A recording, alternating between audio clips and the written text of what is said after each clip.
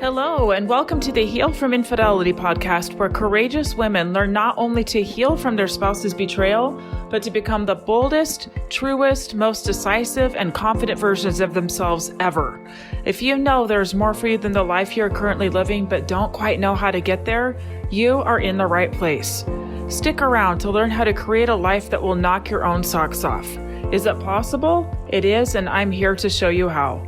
I'm your host, Andrea Giles. Are you ready? Let's dive in.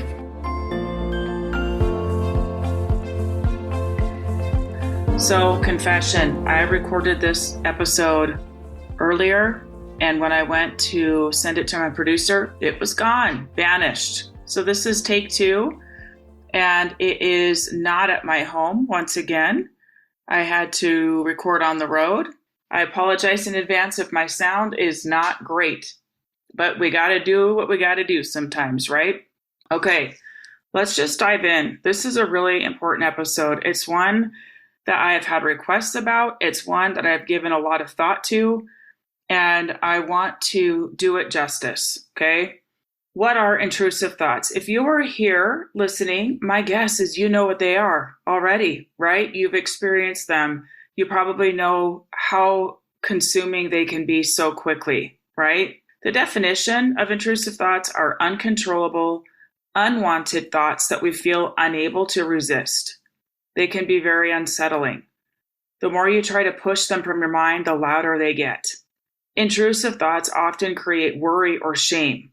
Okay, worry because sometimes when we have a thought, if we believe the thought, it might create worry about whatever it is that we're thinking about, right? Like if we have a thought, a memory of something, for example, we might take that memory and worry that something bad might happen again, that we might not be able to trust, that our partner is still involved in things that we don't want them to be.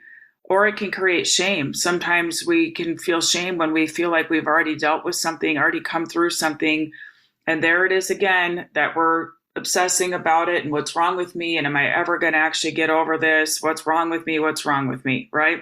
Intrusive thoughts are common for people with PTSD, people who have experienced life-threatening events or extremely stressful events such as infidelity, okay?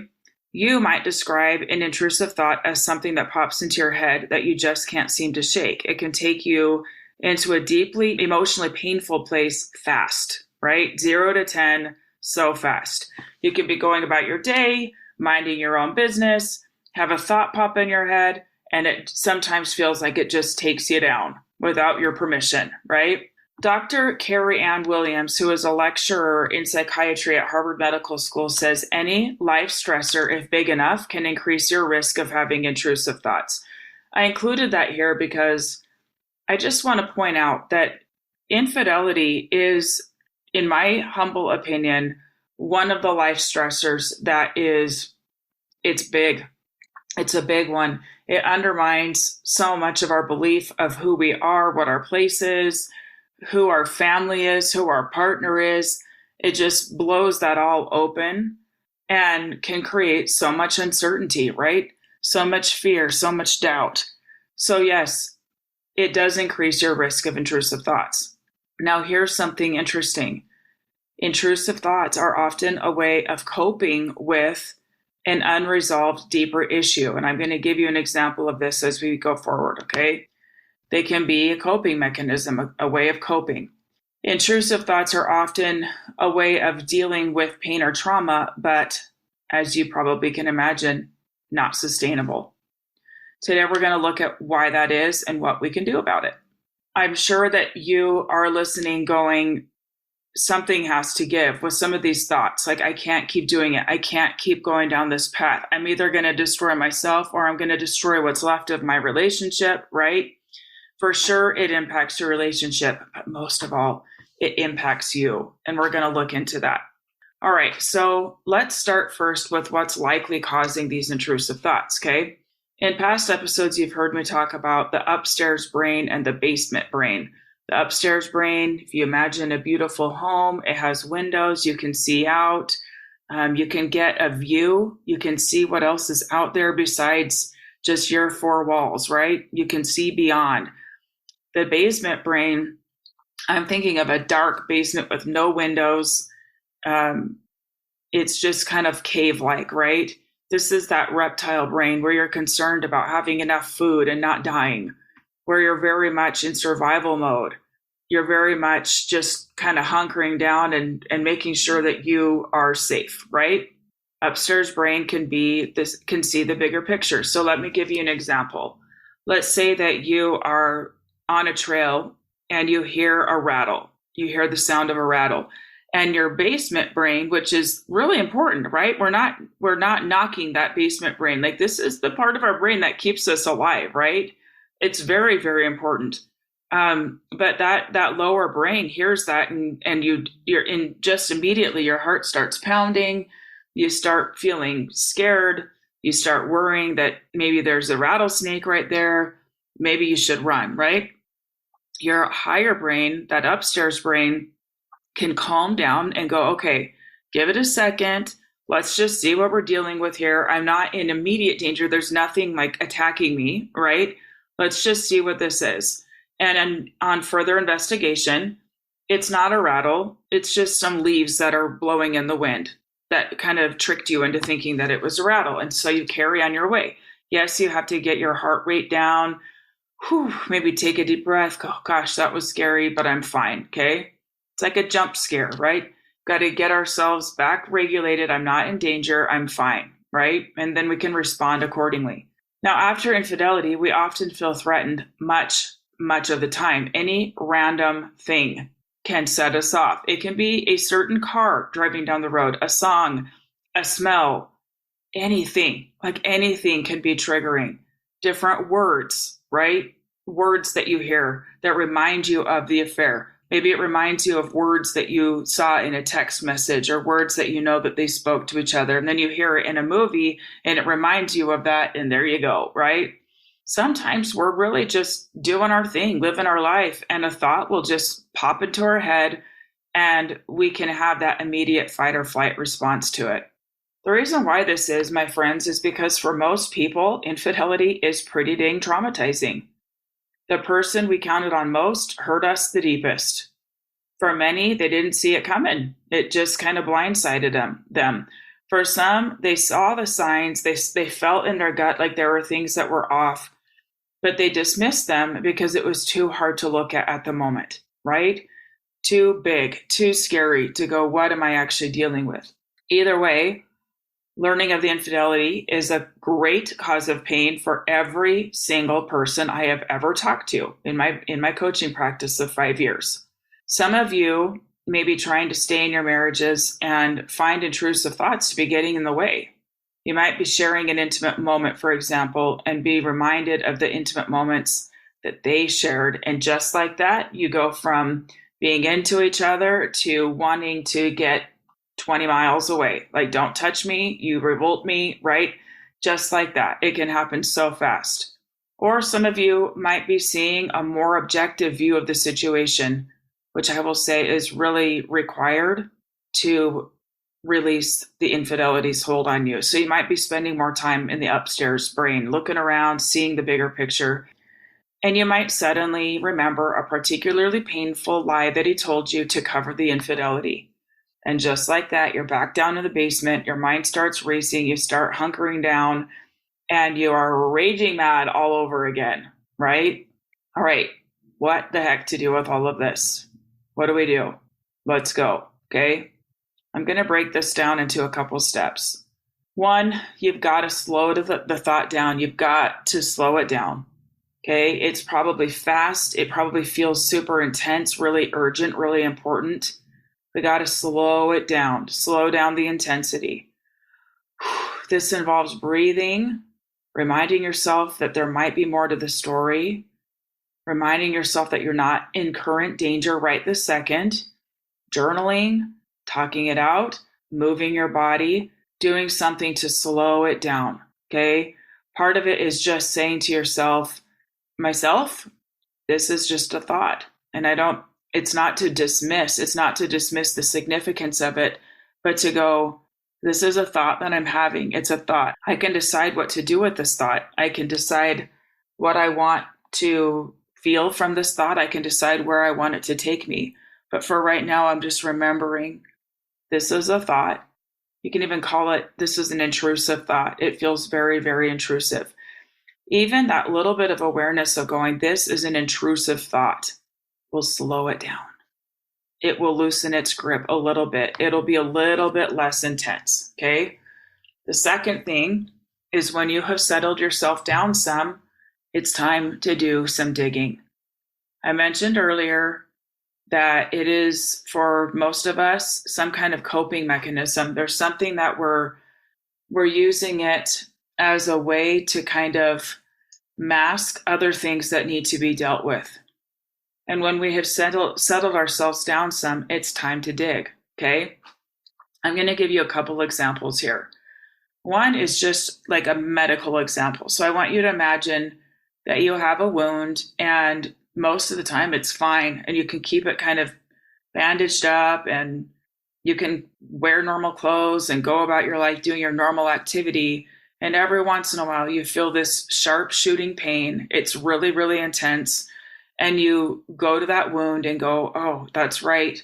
And instead of getting to why that sharp shooting pain is happening, you medicate, you cover it up with balms and lotions that numb it, you cover it back up even more, and you carry on, okay? You go about, it might feel better for a while, but you keep having this reoccurring sharp shooting pain. It's the same thing with intrusive thoughts, okay? Until that person slows down enough to look at what is causing that sharp shooting pain in the first place, they will likely keep experiencing those pains. Even if they're not that frequent, they will probably still experience them. Now, let me give you an example about infidelity, okay?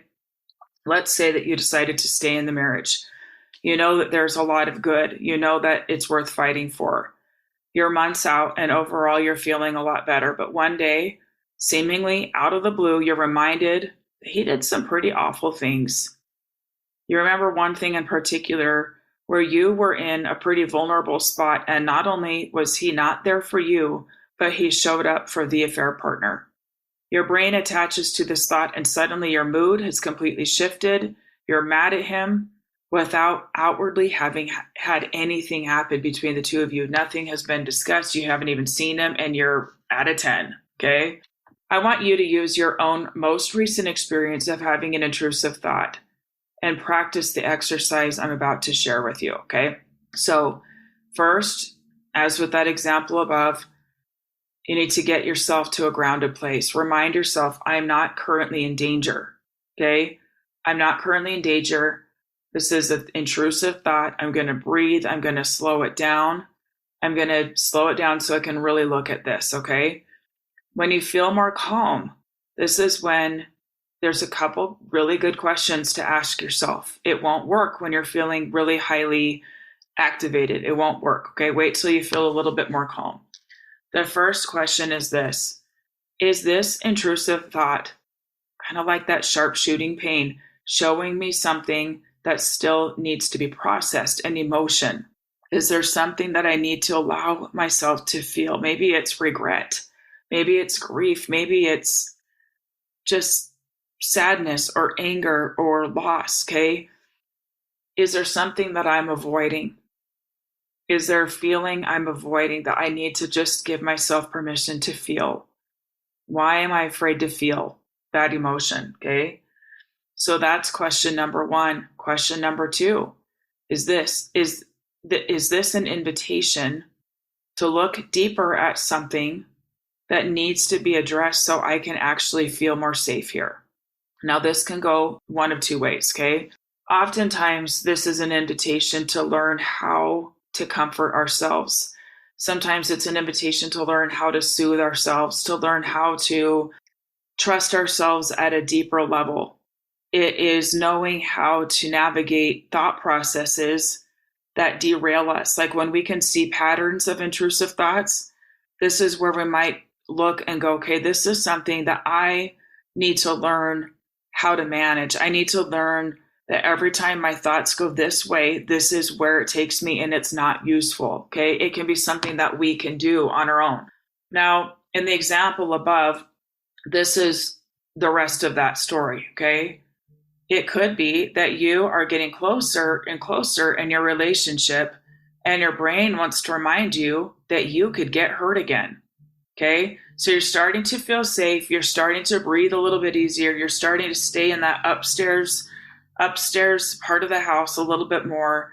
And this is the basement brain going, don't get too comfortable. Don't get too close. Remember this. Remember that he did this.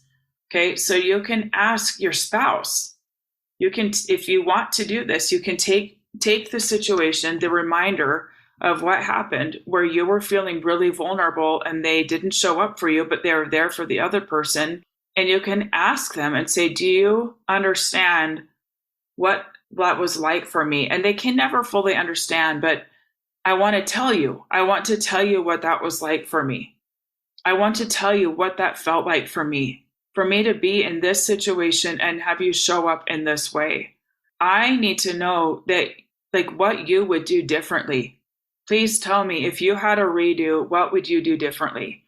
And just knowing that, like, you'll learn if they get it. You'll learn if this is a person that is safe to continue in a relationship with. Now, it might not go perfectly. The person might get a little bit defensive because it might feel out of the blue. But in the end, what matters is, how do you repair? How do you come together? Does he just blow you off and say, I can't believe you're bringing that up again? Or does he try to help you, right? Does he really get it? What you're looking for is, if I continue to let my guard down here, will he protect my heart? Is this a wise place for me to let my guard down? These are all really good things to know when you're moving forward, right? Okay, so first, I suggest checking in with yourself after you're calm and just seeing, is there something that needs to be processed here? Is there something that I can answer for myself? Is there something that I need to know, or some kind of validation that I can give to myself, right? You're looking deeper at that. Second, it's totally fine to bring in your partner, for those of you where this applies, and co-regulate. Okay, co-regulation is one of the past episodes that I did. It's where we learn how to help each other be calm by settling our own nervous systems, okay? By using our own safety within ourselves to help each other. And this is a great way to heal. Now, I know that sounds simple, but it's not easy. It's not easy. It requires some muscle. It requires growth. It requires pushing yourself to dig deep, to go, okay, what's the lesson here? What am I avoiding? What do I need to learn to do? What's the skill? What's the skill here? Okay. Intrusive thoughts are not something that just are meant to stick around forever, that you can't do a dang thing about. That is not what they are. It's a signal that there's something to heal. It's a signal that there's something to look at. It's a signal that there's something that needs to be brought to the upstairs of the house to be addressed. So I invite you to look at your intrusive thoughts and dig deeper and look at what needs to be addressed. And first of all, though, growing your capacity to self-soothe when the intrusive thoughts come, learning how to bring yourself down. Okay. All right. That is what I have for you today. I appreciate you being here. And I know that this is a topic that affects probably all of you. And I hope that you find this useful. All right. Thank you so much. Take care, and I'll see you next time. Thank you for listening to the Heal from Infidelity podcast. If you would like to be kept in the know about upcoming free classes, new podcast episodes, and other ways of working with me, go subscribe to my weekly email. You can subscribe at AndreaGiles.com/lies-about-infidelity/. Again, it's AndreaGiles.com/lies-about-infidelity/. I will see you next time.